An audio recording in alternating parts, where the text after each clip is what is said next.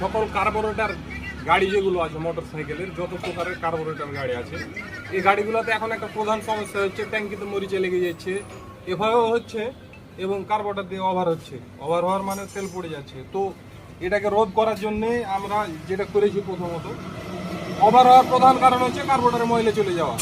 তো এটাকে রোধ করার জন্য ট্যাঙ্কিতে যে জং আছে অথবা ময়লা আছে ওটা যাতে কার্বোরেটরের ভিতরে না ঢুকে ওই জন্য আমরা স্পেশালভাবে আমরা নিজেরাই একটা ফিল্টার বানিয়েছি।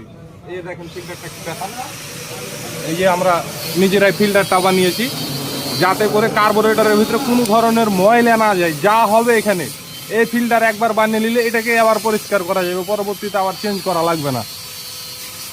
তো যাদের ট্যাঙ্কে একেবারে জম লেগে গেছে তারপরও দেখা যাচ্ছে যে চলবে 2-4-6 মাস, তারপরে যে কার্বোরেটরে তেল পড়ে যাচ্ছে, ওই জন্যই এই জিনিসটা আনা।